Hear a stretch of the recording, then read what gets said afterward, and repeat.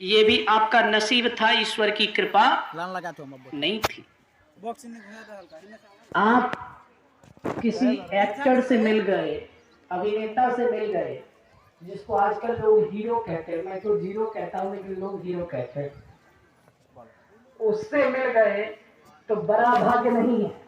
उससे मिल गए तो परमात्मा की वैसी कृपा नहीं है, मिलना था मिल लिए, लेकिन इसमें कोई विशेष बात नहीं। किसी नेता से मिलने से जीवन सफल नहीं होता, किसी बिजनेसमैन से मिलने से जीवन सफल नहीं होता, किसी आजकल के एक्टर से मिलने से जीवन सफल नहीं होता, लेकिन जिस क्षण संत से मिलन हो जाए, जिस क्षण सच्चे संत का दर्शन हो जाए, तो उसी क्षण समझिए कि जीवन सफल हो गया, परमात्मा की महती कृपा बरस गई। जब द्रवहि दीन दयाल राघव साधु संगति पाई। संत को क्या कहा जाता है? संत को अंग्रेजी में सेंट कहते हैं। वैसे मैं तो अंग्रेजी पढ़ता लिखता नहीं हूं, एक दो वर्ड बस याद रहता। संत को अंग्रेजी में सेंट कहते हैं। सेंट का मतलब क्या होता है? सुगंध। सेंट का मतलब होता है सुगंध। संत को अंग्रेजी में सेंट कहते हैं, जिसका मतलब होता है सुगंध। यानी सुगंध की आवश्यकता किसे नहीं होती। आप देखते होंगे रिलेटिव में कोई शादी है, पार्टी फंक्शन है, तो लोग पहले से ब्रांड का सेंट मंगवा कर रखते हैं, मानना चाहिए। पार्टी में इंप्रेशन खराब, सेंट लगा। और जो सेंट हम लगाते हैं उसकी सुगंध एक दो दिन में, ज्यादा महंगा सेंट है तो 4-5-10 दिन में खत्म हो जाता है।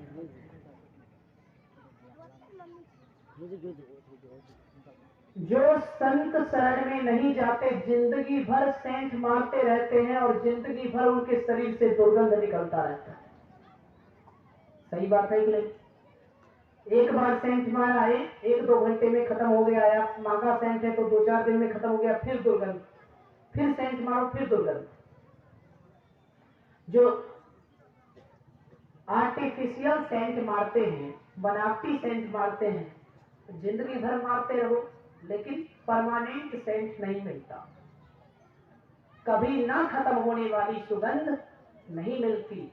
लेकिन आर्टिफिशियल सेंट मारने की वजह, यदि कोई व्यक्ति सच्चे सेंट के शरण में चला जाए, सच्चे सेंट की संगति में चला जाए, सच्चे सेंट के सत्संग में चला जाए, वहां जो सुगंध मिलती है, अगर उसको अपने जीवन में उतार लिया तो जिंदगी भर कोई सेंट लगाने की जरूरत नहीं पड़ेगी।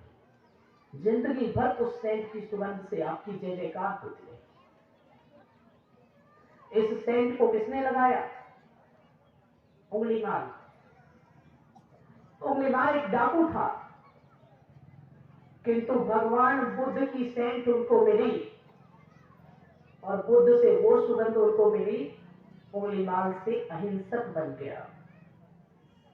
उंगलीमाल था, भगवान बुद्ध ने जब उसका हृदय परिवर्तन हो गया तो भगवान बुद्ध ने उसका नाम अहिंसक रख दिया। रत्नाकर डाकू था, नारद जी का सेंट जब मिला, एक बार सच्चे संत का सेंट लग जाए तो दुनिया में किसी सेंट की जरूरत नहीं पड़ती। रत्नाकर डाकू था, लेकिन ऐसा सेंट लगा जिसकी सुगंध आज तक दुनिया को याद है, जिसकी सुगंध दुनिया आज भी याद करती है। और उसी रत्नाकर को आज हम महर्षि वाल्मीकि के नाम से याद करते हैं। उसी रत्नाकर को आज हम महर्षि वाल्मीकि के नाम से जानते हैं। यानी संत मिलन से बड़ा सुख कहीं और मिल ही नहीं सकता। संतों के मिलने पर ऐसे ब्रांड का सेंट लग जाता है लाइफ में,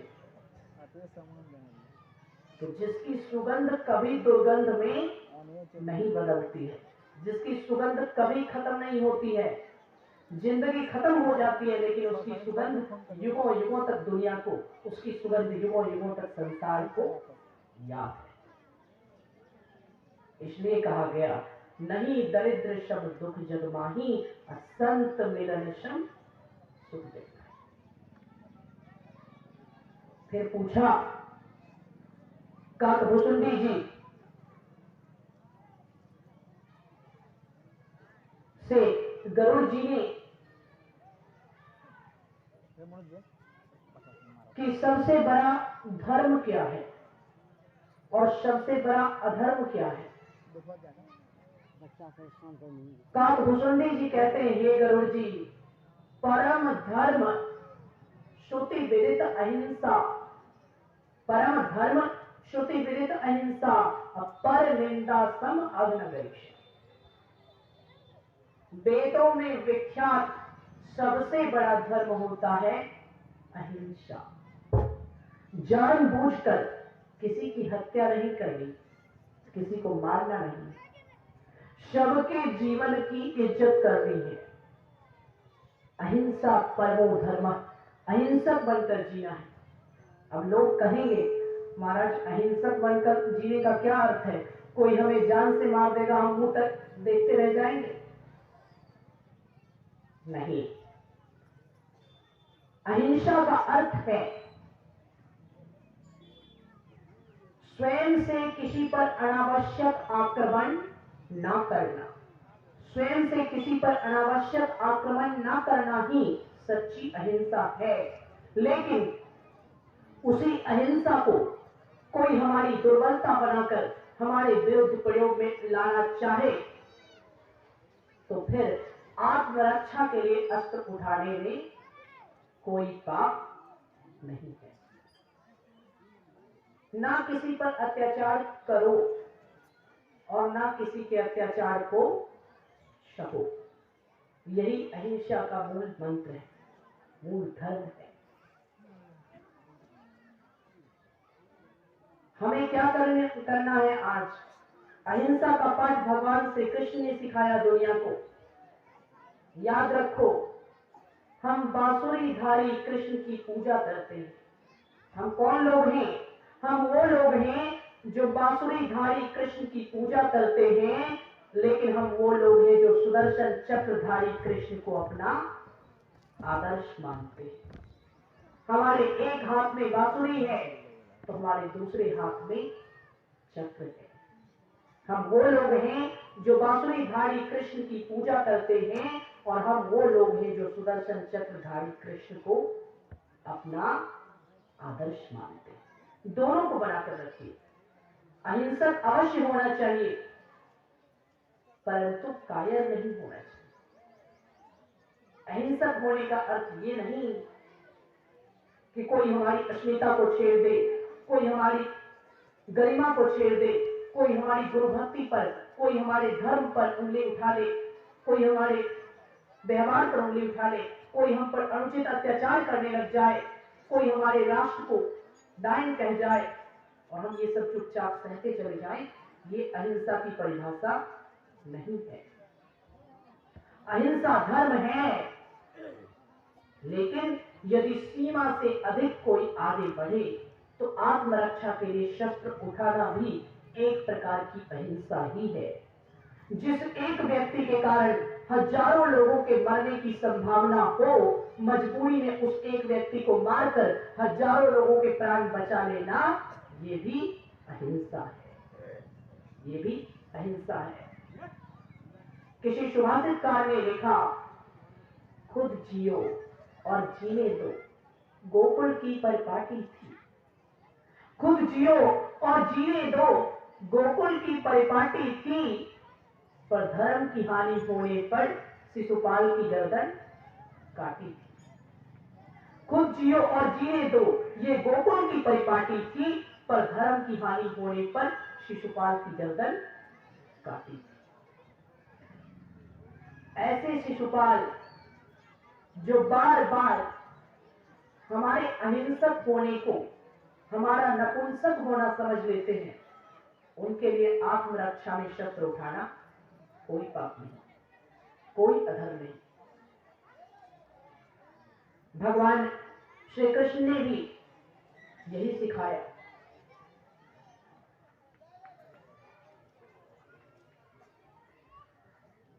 जब जब भगवान ने संसार को प्रेम और एकता का भी उपदेश दिया। और गीता में भगवान श्री कृष्ण ने अर्जुन से यह भी कहा, यदि धर्म की रक्षा के लिए तुम अपने समस्त सगे संबंधियों को भी मार दोगे, अधर्म करने वाला अपना रिश्तेदार ही क्यों ना हो, अधर्मी से किसी का कोई नाता नहीं हो सकता, तो उसमें कोई बुराई नहीं है।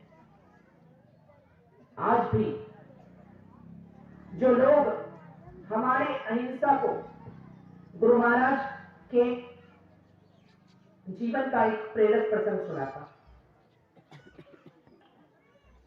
ये समय था 1962, शायद आप सबको अच्छे से याद होगा। 1962 भारतीय इतिहास का एक बहुत शर्मनाक हिस्सा है, बहुत लज्जाजनक साल है, क्योंकि हमारे बच्चों को बताया जाता है कि इसी युद्ध में चीन ने हिंदुस्तान को हरा दिया। वही समय चल रहा, युद्ध तना हुआ था सीमा पर। सीमा पर जब युद्ध हो रहा था, हमारे गुरु महाराज उस समय सशरीर हम सबके बीच विराजमान थे। हमारे गुरु महाराज के पास कुछ सत्संगीगण बैठे हुए थे। कुछ सत्संगीगण बैठे हुए थे, उनमें से गुरु महाराज प्रसन्न मुद्रा में थे। उनके सामने तो मूड देखकर बात किया जाता था, ऐसे कोई कुछ नहीं बोल सकता, जब मन तब बोल दिया, ऐसी बात नहीं। गुरु महाराज कुछ प्रसन्न मुद्रा में थे, तो हिम्मत करके एक सज्जन सत्संगी ने पूछा, हुजूर अभी सीमा पर युद्ध की स्थिति बनी हुई है, युद्ध की स्थिति बनी हुई है, और आपने हम लोगों को सिखाया है 5 पाप को छोड़ दो, तो झूठ, चोरी, नशा, हिंसा और व्यभिचार, इस 5 पाप को छोड़ दो। तो अगर इस समय हम लोग अहिंसक बने रहेंगे तो क्या यह सही है? देश पर संकट छा गया है, इस समय हर देशवासी को क्या करना चाहिए? क्या इस समय भी अहिंसा की माला लेकर शांत रहना चाहिए या आत्मरक्षा के लिए शस्त्र उठाना चाहिए? मार्गदर्शन करने की कृपा करें। गुरु महाराज मुस्कुराए, उन्होंने कहा, मैंने अहिंसक होने को कहा था, नपुंसक होने को नहीं। तुम केवल उस मां के पुत्र नहीं हो जिसने तुम्हें दुनिया में जन्म दिया है, तुम उस मां के भी पुत्र हो जीवन भर जिसकी आंचल में तुम खेलते हो, जिस मिट्टी का तुम अन्न खाते हो। जन्मदात्री मां से कहीं अधिक वो मिट्टी तुम्हारे लिए माता समान होनी चाहिए। मातृभूमि की रक्षा के लिए यदि तुम सबको शस्त्र उठाना पड़े तो तुम लोग भी जाओ, और यदि फिर भी बात नहीं बनेगी तो मुझे भी जाना पड़ेगा, तो मैं स्वयं भी जाऊंगा। तुम लोगों को जाना पड़े तो तुम सब जाओ, और यदि फिर भी बात नहीं बनेगी, मुझे भी जाने का मौका मिला तो मैं भी जाऊंगा। हमारे आराध्य देव ने ये सिखाया है, यानी अहिंसक अवश्य बने लेकिन नपुंसक कभी ना बने। आज हम इसी नीति का पालन करते हैं और कुछ लोग उसे हमारी कमजोरी समझ लेते हैं, कुछ लोग उसे हमारी दुर्बलता समझ लेते हैं। ये हमारी कमजोरी नहीं है, ये हमारी दुर्बलता नहीं है। हमें याद रखने की आवश्यकता है कि हम दुर्बल नहीं हैं, हम सबल हैं। हाँ, हमारे हाथ में शौक से शस्त्र नहीं आना चाहिए, मजबूरी में अगर आ जाए तो कोई पाप नहीं। परम धर्म श्रुति विदित अहिंसा, परनिंदा सम अग्निवेश। हमें कैसी नीति रखनी चाहिए? सुनिए, किसी सुभाषितकार ने लिखा, सत्य अहिंसा प्यारी हमको, दिल में गांधी रखते हैं। सत्य अहिंसा प्यारी हमको, दिल में गांधी रखते हैं, लेकिन भगत सिंह के वंशज भी हैं, जहर में आंधी रखते हैं। भगत सिंह के वंशज भी हैं, जहर में आंधी रखते हैं। टोपी, धोती, चश्मा, चरखा, टोपी, धोती, चश्मा, चरखा, हमको बहुत सुहाते हैं, बहुत अच्छे लगते हैं। ये गांधी जी के प्रतीक हैं, हम इन्हें दिल में हमेशा रखते हैं। लेकिन आगे सुनिए, टोपी, धोती, चश्मा, चरखा हमको बहुत सुहाते हैं, लेकिन जब जब लाठी देखूं भगत सिंह याद आते हैं। लेकिन जब जब लाठी देखूं भगत सिंह याद आते हैं। ये सब देखता हूं तो गांधी याद रहते हैं, लेकिन जब जब लाठी देखता हूं तो भगत सिंह याद आता है। टोपी, धोती, चश्मा, चरखा हमको बहुत सुहाते हैं, लेकिन जब जब लाठी देखूं भगत सिंह याद आते हैं। लेकिन जब जब लाठी देखूं भगत सिंह याद आते हैं। भारत मां के वीर पुत्र का भारत मां को गहना था, भारत मां के वीर पुत्र का भारत मां को गहना था। दिखला दो अब वो फंदा जो भगत सिंह ने पहना था, दिखला दो अब वो फंदा जो भगत सिंह ने पहना था। यानी अहिंसक अवश्य बने, लेकिन इसका अनुचित अर्थ कोई और ना निकाल सके। इसलिए हिंसा और अहिंसा के बीच संतुलन बनाकर रखने के लिए संत महापुरुष कहते हैं, जानबूझकर किसी की हत्या करना, किसी की हिंसा करना, अपने स्वार्थ के लिए किसी को मारना सबसे बड़ा पाप है। लेकिन परमार्थ की स्थापना के लिए, धर्म की स्थापना के लिए महापुरुषों ने बताया कि यदि धर्म की स्थापना के लिए व्यवस्था में कोई हिंसा हो जाए, स्वार्थ नहीं, जिस हिंसा का उद्देश्य परमार्थ हो, वो हिंसा भी अहिंसा होती है। क्योंकि यदि एक अत्याचारी मरता है तो उस एक अत्याचारी के मरने से हजारों निर्दोष लोगों के प्राण बच जाते हैं। इसलिए वो हिंसा हिंसा नहीं, वो हिंसा अहिंसा ही कही जाती है। परम धर्म श्रुति विदित अहिंसा, पर निंदा सम अग्नवैक्ष। अब आगे पूछा गया, सबसे बड़ा पाप क्या है? पाप, पुण्य तो अहिंसा है, लेकिन पाप क्या है? दूसरों की निंदा, पराई निंदा, दूसरों की बुराई करना सबसे बड़ा पाप है। तो पंडाल में बैठकर भी चलता है क्या? उधर तो ध्यान ही नहीं था, जब घुमा तो देखा इधर तो अलग ही सत्संग शुरू है।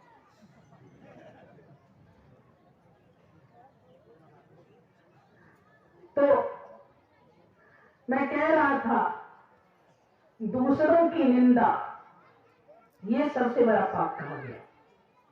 मतलब अपना अवगुण नहीं देखता, अजब जगत का हाल। अपना अवगुण नहीं देखता, अजब जगत का हाल। निज आंखों से नहीं सूझता, अपना क्या है भाल। स्वयं की बुराई को देखना बड़ी बात है, औरों की बुराई को नहीं। दूसरों में क्या कमी है हम सभी देखते हैं, लेकिन स्वयं हम में क्या कमी है ये हम नहीं देख पाते। आप देखते होंगे, कोई निंदा करता है तो मुंह से बोलते बोलते हाथ भी चलाने लगता है। हाथ चलाने लगता है तो जिसकी आप निंदा कर रहे हैं वो आदमी अगर दूर में खड़ा है तो कभी कभी उंगली बता देते हैं, वो देखो उसके ऐसा खड़ा बात, उंगली बताते वो देखो। जैसे ही कहते हो वो देखो, वो देखो, किसी पर उंगली बताते हैं तो हाथ कैसे रहता है? एक मिनट मैं बताता हूं। ऐसे करते हैं तो वो देखो, वो एकदम खड़ा हाथ नहीं जा रहा है, वो देखो, मतलब एक उंगली उधर, तीन उंगली, एक उंगली उधर और तीन उंगली इधर। मतलब जिसकी उंगली बता बताकर आप बुराई कर रहे हैं, वो जितना बुरा है उससे 3 गुना अधिक बुरे जो बोल रहे हैं हम खुद ही। यदि हम किसी की बुराई कर रहे हैं, किसी की निंदा कर रहे हैं, किसी के बारे में गलत कह रहे हैं, वो देखो बहुत खत्म आदमी कहते हैं। अब एक उंगली उधर रहता है, शिक्षा हर चीज से मिलती है। मैं कुछ भी करता हूं तो सोचता हूं कि इससे क्या शिक्षा मिलेगी। शिक्षा हर एक्टिविटी से मिलती है, बस सीखने की लगन होनी चाहिए। तो जब उंगली बताकर लोग दूसरों की बुराई करते हैं तो उंगली यूं बताया जाता है, यूं बताया जाता है, तो एक उंगली जिसको बताते हैं उसकी तरफ रहता है और 3 उंगली घूमकर हमारी तरफ रहता है। मतलब जितना बुरा वो व्यक्ति है उससे 3 गुना बुरा वो आदमी है जो उसकी निंदा कर रहा है। 3 गुना प्लस में चले, ऐसा नहीं होना चाहिए। दूसरों की निंदा नहीं होनी चाहिए। स्वयं की बुराई को देखिए। यदि हम स्वयं सुधर जाएंगे तो पूरी दुनिया सुधरी हुई नजर आएगी, और यदि हम स्वयं बिगड़े हुए रहेंगे तो पूरी दुनिया हमारे लिए बिगड़ी हुई ही नजर आएगी। पूरी दुनिया हमें बुरी ही लगेगी।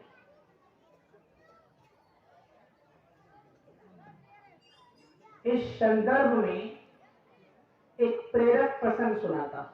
जो स्वयं बिगड़ा हुआ होता है उसको कैसे सारी दुनिया बिगड़ी हुई लगती है, इस संदर्भ में एक प्रेरक प्रसंग है, सुनिए। एक सेठ जी थे, बहुत धनवान थे, बहुत अमीर थे, किसी चीज की कोई कमी नहीं थी, बहुत धन था। सेठ जी को केवल एक पुत्री थी, संतान के रूप में केवल एकलौती बेटी थी। कोई बेटा नहीं था, कोई और नहीं था, बस एक बेटी थी। एकलौती पुत्री थी, बेटी बहुत दुलारी थी। वैसे भी जो सिंगल होता है कुछ ज्यादा ही सिर पर बैठा हुआ। तो एक ही बेटी थी, ना कोई बेटा ना कोई बेटी, बस एक संतान। तो एकलौती बेटी थी तो बहुत ज्यादा दुलार प्यार करते थे सेठ जी। इतना ज्यादा दुलार प्यार करते थे, बचपन से तो ठीक था, लेकिन बड़ी होती गई, ज्यादा दुलार करने लगे तो सिर पर चढ़ना तो स्वाभाविक है। अब उसका जो मन होता था वही करती थी। सेठानी सेठ जी से कहती कि इतना दुलार प्यार करना अच्छी बात नहीं है। आपकी बेटी अब वयस्क हो रही है, आगे इसे दूसरे के घर में जाना है, अगर ऐसे रखोगे तो काम कैसे चलेगा। सेठ जी हंसी मजाक में बात टाल देते, तुम्हें तो वैसे ही मेरी बेटी हमेशा बड़ी होते हुए दिखाई दे रही, बच्ची है, धीरे धीरे ठीक हो जाएगी।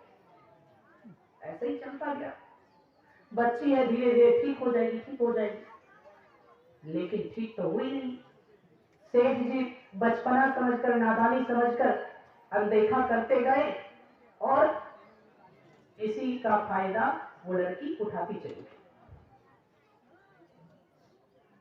आराम से 8-9 बजे उठना, नौकरों पर झल्लाना, सारा काम नौकरों से करवाना, एक काम तक खुद से नहीं करती स्थिति रही। इसके बाद क्या हुआ, समय बीतता गया। जब बेटी सयानी हो गई तब सेठ जी ने सोचा अब तो इसकी शादी करवानी पड़ेगी। लड़का ढूंढने लग गए। लड़का जब ढूंढने लग गए, शादी की उम्र हो गई, लड़का ढूंढने लग गए, तो खोजते खोजते एक सज्जन परिवार में, सुयोग्य सज्जन परिवार देखकर, और धनिक परिवार भी था, धन दौलत देकर, बहुत सारा दहेज देकर, बहुत सारी चीजें देकर सेठ जी ने बेटी का विवाह कर दिया। बेटी का विवाह जो कर दिया तो सेठ जी ने बेटी का विवाह किया और बेटी को बड़े लाड प्यार के साथ, दुलार के साथ विदा करके ससुराल भेजा। अब ससुराल जब आई, ससुराल में भी वही रूटीन फॉलो करना शुरू। 8 बजे उठना, 9 बजे उठना। अरे ये मायका तो था नहीं 8-9 बजे उठो तो चलेगा। सासू माँ चिल्लाने लगे, अरे बहू इतनी विलंब से क्यों उठती हो, जरा सवेरे नहीं उठ सकती हो। आप चुप रहिए, आज तक मेरी मम्मी ने मुझसे ऐसा नहीं कहा, आप कहने वाली कौन होते हैं। आज तक मेरी मम्मी ने ऐसा नहीं कहा, आप कौन होते कहने वाले। अब तो सास बहू में झगड़ा शुरू। पति नौकरी पर जाने वाला, अरे मुझे ऑफिस जाना है, जरा समय पर चाय नाश्ता दे दिया करो। मैं क्या तुम्हारी नौकरानी बैठी हुई हूँ, समय पर चाय नाश्ता दोगे? अगर समय पर चाहिए तो खुद से सवेरे उठकर बना लिया करो, मैं नहीं देने वाली। अब बोलो, उधर भी महाभारत शुरू। ननद है, कुछ भी प्रेम से बोली, भाभी ये कपड़े पड़े हुए हैं, जरा इसे प्रेस कर दो। अच्छा, मैं प्रेस करूं? तेरे हाथ में क्या मेहंदी लगे हुए हैं? तू आयरन नहीं मार सकती इसमें, मैं कुछ नहीं करने वाली, अपना काम खुद किया करो। एवं प्रकार से ससुराल में महाभारत कथा शुरू करवा दी। अब तो लड़ाई झगड़े होने लग गए। कुछ ही दिन हुए, 2 दिन में उस लड़की ने मोबाइल लिया और अपने पिता को फोन लगा दिया। पापा, मैं यहाँ 1 मिनट भी नहीं रह सकती हूँ, 1 सेकंड भी नहीं रह सकती हूँ, जल्दी यहाँ से आकर मुझे यहाँ से ले जाओ, वरना मैं अभी सुसाइड कर लूँ। अब तो बेचारे सेठ जी, इकलौती बेटी, भागे भागे आए, दौड़े दौड़े आए। क्या हुआ? कुछ मत पूछो, यहाँ मैं कुछ बोलना भी नहीं चाहती, मैं सीधे वहीं जाकर कुछ बोलूंगी। अच्छा बेटी, तुम्हें जाना है? एक बार मैं समधी जी से पूछ लेता हूँ, अपने मन से तुम्हें मैं कैसे लेकर जाऊं? तो लड़की वो घुमा कर चल देती है, कुछ बोलती नहीं। सेठ जी कहे, समधी जी, मैं अपनी बेटी को लेने आया हूँ, क्या आपकी आज्ञा है? अरे अरे, ले जाओ ले जाओ, कल क्या आज, अभी तुरंत ले जाओ, मुझे कोई दिक्कत नहीं, कल ले जाने की बात मत करो, अभी तुरंत ले जाओ।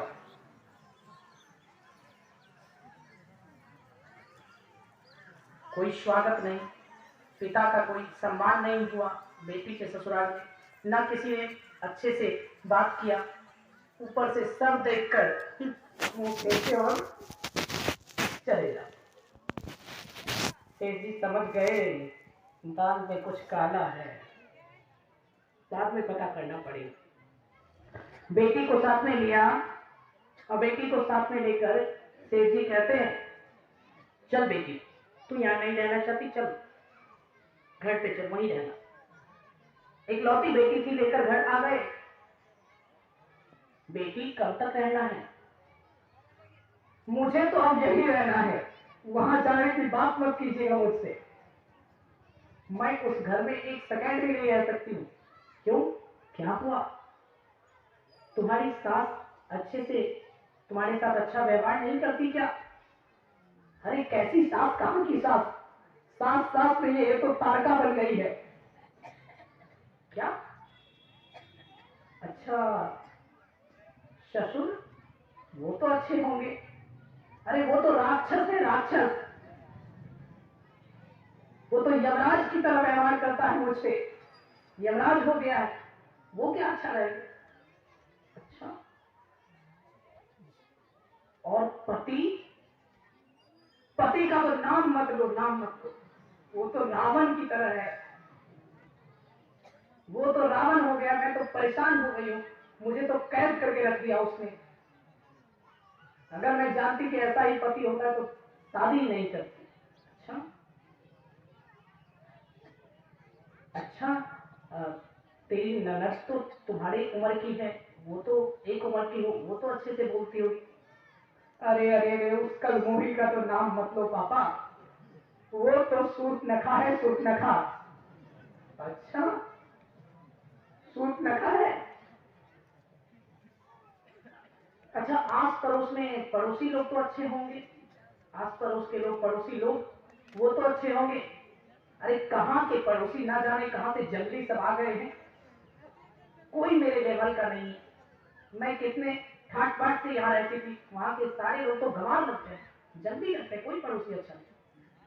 अरे तेरा देवर, वो तो छोटे भाई की तरह है तुम्हारे लिए, वो तो ठीक होगा। अरे अरे, उसकी बात क्या कर रहे हो, वो तो एक नंबर का लुच्चा, लफंगा और आवारा, दिन रात पैसे उड़ाता रहता है। सेठ जी ने मन में सोचा, कोई एक बूढ़ा हो सकता है, 2 बूढ़ा हो सकता है, 3 बूढ़ा हो सकता है, लेकिन पूरा खानदान ही बूढ़ा हो, ये तो हो ही नहीं सकता। इसका मतलब है कि मेरी बेटी में ही बुराई। सेठ जी ने कहा, कोई बात नहीं बेटी, तुझे जब तक यहाँ रहना है, जितने दिन तक रहना है, तू यही रह।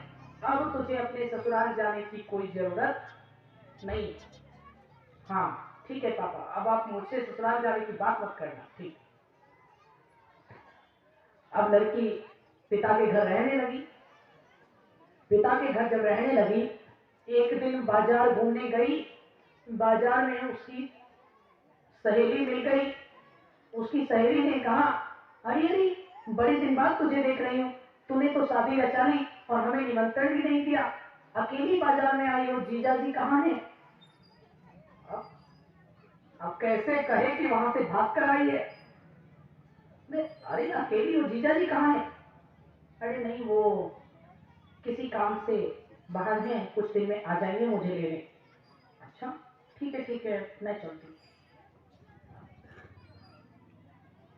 कुछ दिन बीत गया। ऐसे करते करते 2 महीने बीत गए। 2 महीने बाद एक दिन संजोग से फिर वही सहेली मिल गई।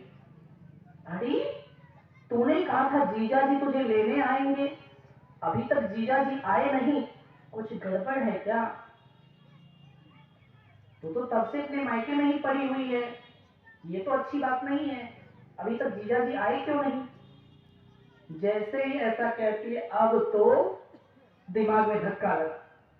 सहेली ने मजाक बना दिया, कुछ गड़बड़ है क्या? अब तो यहां भी रहना मुश्किल हो गया। चली गई सहेली कहकर, यहां भी रहना मुश्किल हो गया।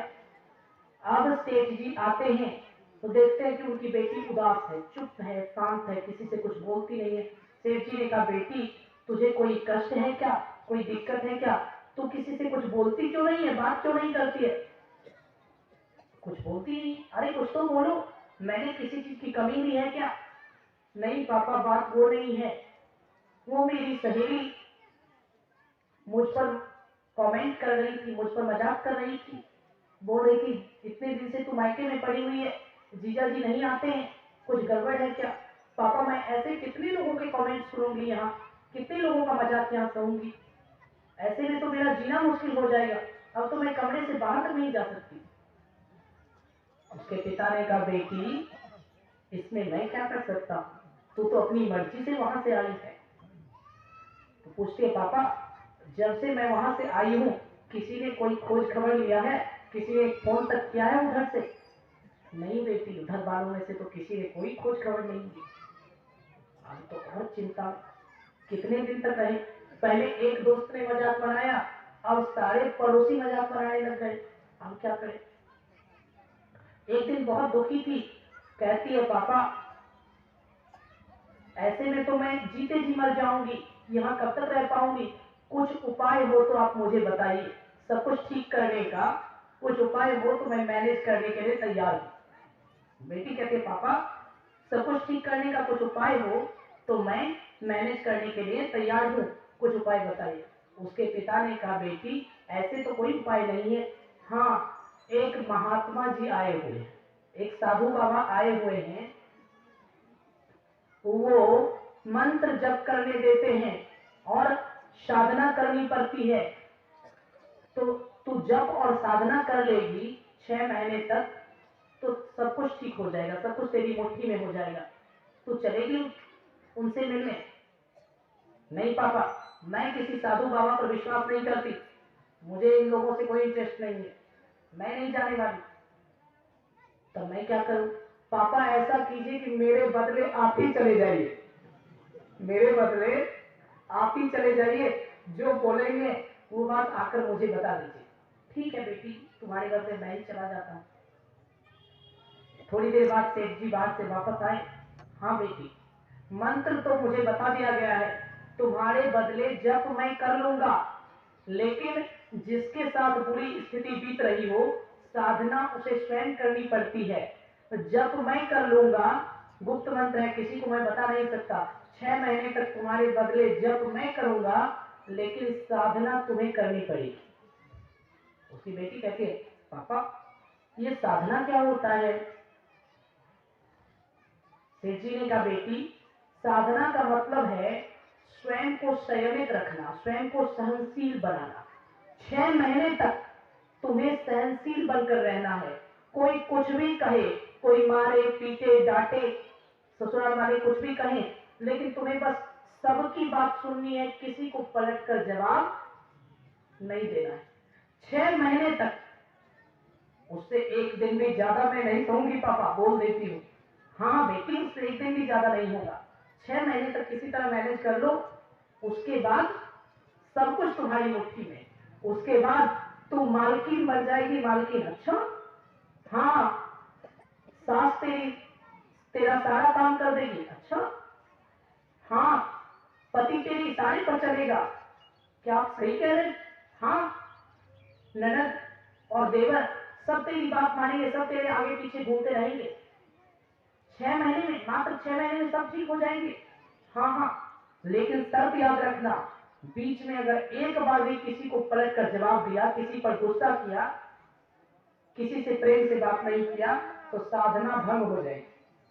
साधना भंग हो जाएगी और फिर से 6 महीने तक करना पड़ेगा। अच्छा पापा, वैसे तो मैं आपका और मम्मी का भी नहीं सुनती, लेकिन अब जिंदगी ऐसे मुसीबत में फंस गई है, तो 6 महीने तक तो मैनेज करना ही पड़ेगा। ठीक है पापा, मैं तैयार हूं। सेठ जी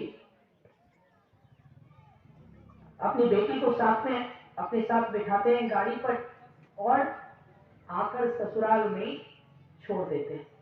बेटी को सारी बात बता दीजिए। सेठ जी ने कहा, मैं मंत्र जप कर रहा हूँ, तो साधना करती रह, 6 महीने के बाद मुझसे बात करना। अच्छा ठीक। ससुराल में छोड़कर सेठ जी चले गए। ससुराल में जैसे ही आती है, सास ने मुंह घुमा लिया, आ गई कल मुंह।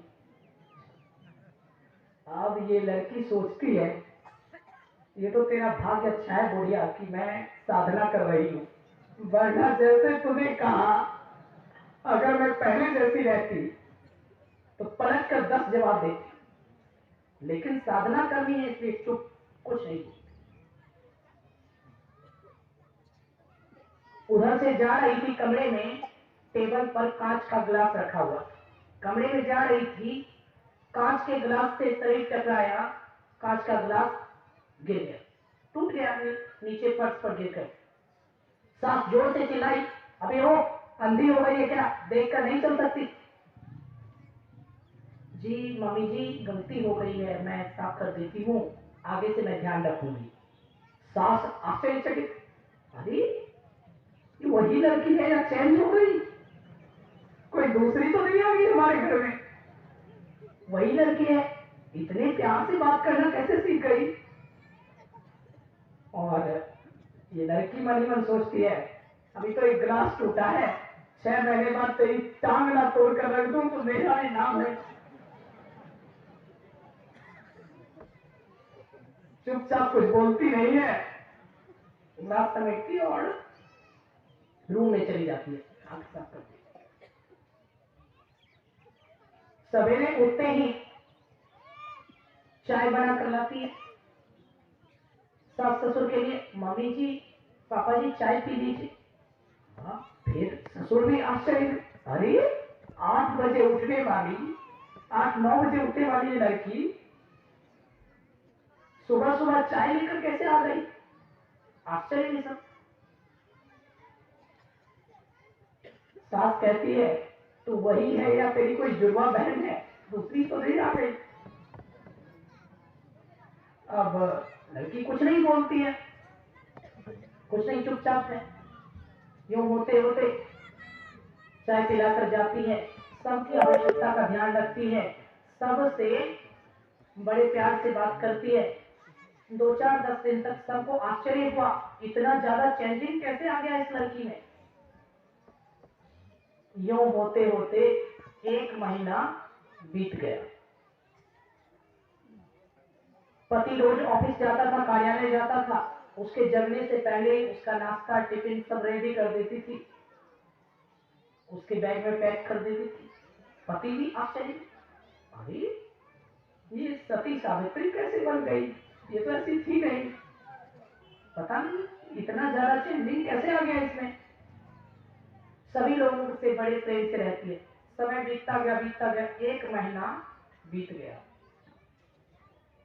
अपने पिता को फोन लगा के, पापा अब बस 5 महीने, 1 महीना खत्म। हाँ बेटी याद है, बस 5 महीना और, 1 महीना तो खत्म हो गया। 1 महीने में कोई कुछ भी बोलता था, किसी को पलट कर जवाब नहीं देती थी। जो जो काम करने कहता था सारा काम कर देती थी, चाहे देवर हो, चाहे ननद हो, चाहे सास हो, ससुर हो, पति हो, किसी से मुंह नहीं लगी, सबका सारा काम कर देती थी। सबसे प्रेम से मधुर आवाज में बात करती थी। 1 महीना होते होते सबका दिल जीत लिया। ससुराल के जितने लोग थे, 1 महीना होते होते सभी समझने लगे कि बहू बहुत अच्छी मिली, बहू बहुत अच्छी मिली। अगले महीने रक्षाबंधन था। 2 महीने के बाद 1 महीना बीत गया था और अगले महीने रक्षाबंधन था। समय बीतता गया। 2 महीने तक में ससुराल वालों की जो मेंटलिटी थी, ससुराल वालों का जो सोच था इसके लिए, सारा सोच बदल गया। सारे ससुराल वाले इसको प्यार करने लगे। 2 महीना जैसे ही दूसरा महीना चला, दूसरा महीना बीता। एक दिन सास आती है और कहती है, बेटी मैं बहुत बूढ़ी हो गई हूं, तू बहुत समझदार हो गई है, तू तो मेरे घर की लक्ष्मी है, ले तिजोरी की चाबी तेरे पास देती हूं। आज से घर के रुपये की देखभाल तुम्हें करना, किसको कितना पैसा देना है, किस स्टाफ को कैसे चलाना है, ये ले तिजोरी की चाबी तेरे हाथ।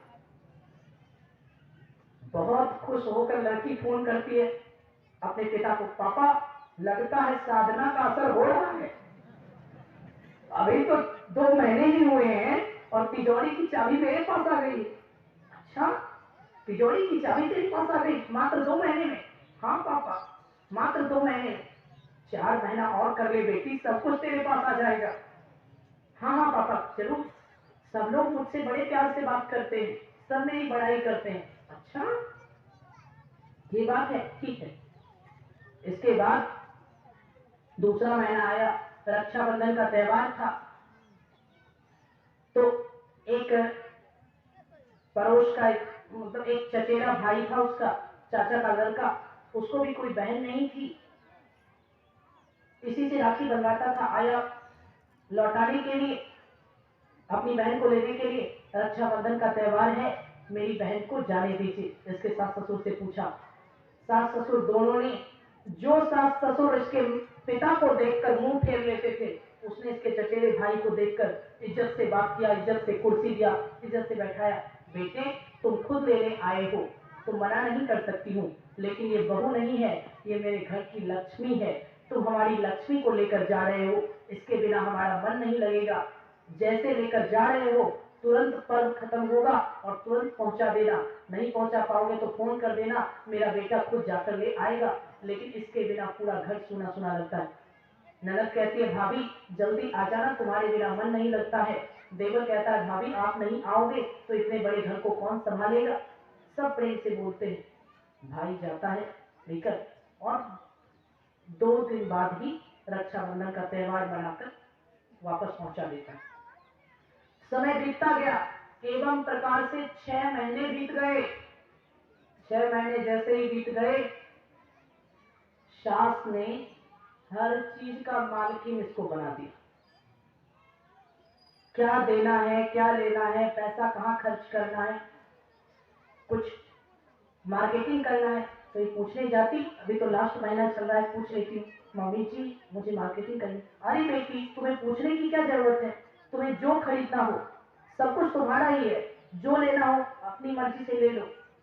मैं जानती हूँ तू इतनी संस्कारी है, तू कभी फाजिल खर्च नहीं कर सकती। सारे लोगों का नजरिया इसके लिए बदल गया। सब उस लड़की को पलकों पर बिठा कर रखने लगे। पति, सास, ससुर, ननद, देवर जितने लोग थे सब बड़ाई करने लगे। सेठ जी आते हैं, 6 महीने बाद अपनी बेटी से मिलने, बेटी कहो अब ससुराल कैसा लगता है, बेटी कहो अब ससुराल कैसा लगता है। लड़की कहती है पापा ये तो मत पूछो, ये ससुराल नहीं है, ये तो स्वर्ग है, स्वर्ग। ये ससुराल नहीं है, ये तो स्वर्ग है। अरे तुमने कहा था वो तेरा रावण पति, उसके बारे में क्या कहना है। अरे पापा आप ऐसे उनकी इंसल्ट नहीं कर सकते, वो हमारे पति हैं, बहुत अच्छे हैं, ऐसे क्यों बोल रहे हैं आप उनके बारे में। अच्छा और वो तेरा आवारा देवर, अरे फिर आप उसके बारे में उल्टी सीधी बातें कर रहे हैं। वो तो छोटे भाई से भी अधिक मुझे प्यार करता है, वो मुझे कभी भाई की कमी अनुभव होने नहीं देता, सब लोग यहाँ बहुत अच्छे हैं। अच्छा वो सारे जंगली पड़ोसी, अरे जंगली कहाँ, ये सब तो अच्छे हैं, सभी मुझसे मिलने आते हैं, सभी मेरी बड़ाई करते हैं। पापा आपका बहुत बहुत धन्यवाद कि आपने ऐसे घर में मेरी शादी कराई, ये ससुराल नहीं ये तो स्वर्ग है। 6 महीने में इतना बड़ा चमत्कार मैंने तो कभी सोचा ही नहीं था। पापा अब तो 6 महीना खत्म हो गया, बता दीजिए आपने कौन सा मंत्र जप किया। सेठ जी ने कहा बेटी मैंने कोई मंत्र जप नहीं किया, मैंने कोई मंत्र जप नहीं किया, ना ही मैं किसी साधु के पास गया, बस 6 महीने तक मैंने तुम्हें सहनशील होकर अपना नजरिया बदलना, अपनी सोच को सही बनाना मैंने तुम्हें 6 महीने तक सिखाया। और 6 महीने तक लगातार सहते सहते तुम्हें ऐसे ही रहने की आदत बन गई। और जब तुमने अपना नजरिया बदल लिया तो पूरी दुनिया तुम्हारे लिए बदल गई। जब तुम्हारी अपनी सोच गलत थी, सब तुम्हें गलत लगते थे, लेकिन जैसे ही तुमने अपनी सोच को सही किया, जो ससुराल तुम्हें नरक लगता था वही ससुराल आज तुम्हें स्वर्ग लगता है। जो ससुर तुम्हें यमराज लगता था वही ससुर आज तुम्हारे लिए मुझसे भी ज्यादा महत्वपूर्ण बन गया है। ये तुम्हारे अपने व्यवहार को बदलने का परिणाम है। कहने का अर्थ यह है हम अपनी सोच को अगर सुधार लें, हम सुधरेंगे, जग सुधरेगा, हम बदलेंगे सब। हम अगर स्वयं को सुधार लें, उस लड़की ने 6 महीने तक मजबूरी में ही खुद को सुधार कर रखा और 6 महीने के बाद ऐसा सब कुछ उसके अंडर में आ गया, बिगड़ने की इच्छा ही नहीं हुई उसके मन में, सब कुछ उसके लिए सही हो गया।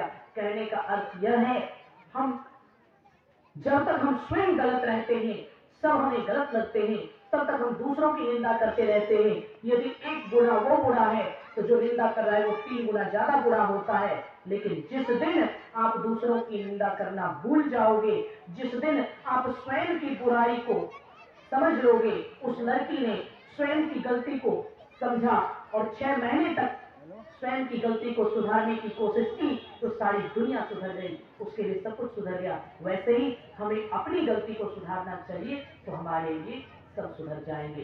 इसलिए पराई निंदा यानी दूसरों की बुराई देखने से बड़ा कोई पाप नहीं है। हम अपनी बुराई को सुधारेंगे।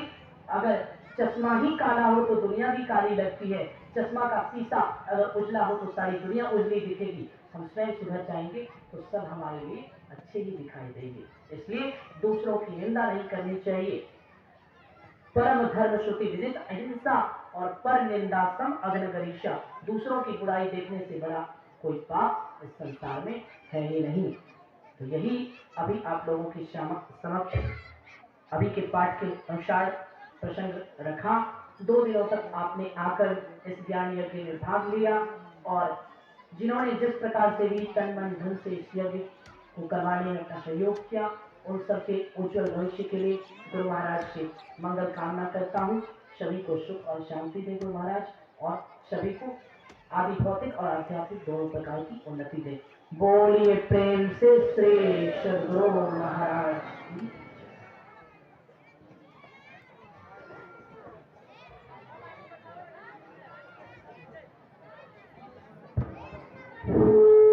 सद्गुरु महाराज की जय।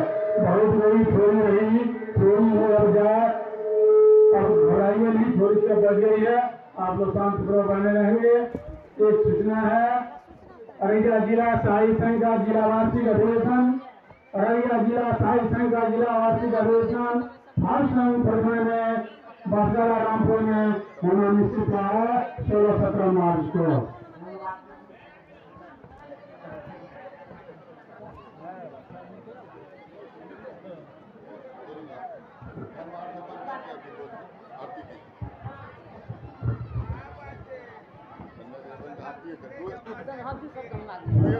अभी आपके बीच कल्याण बाबू के द्वारा धन्यवाद ज्ञापन किया जाएगा। उसके बाद आरती होगी, आरती के बाद आप लोग जाएंगे। कृपया आप लोगों से अनुरोध है कि आप लोग 10 मिनट और शांति पूर्वक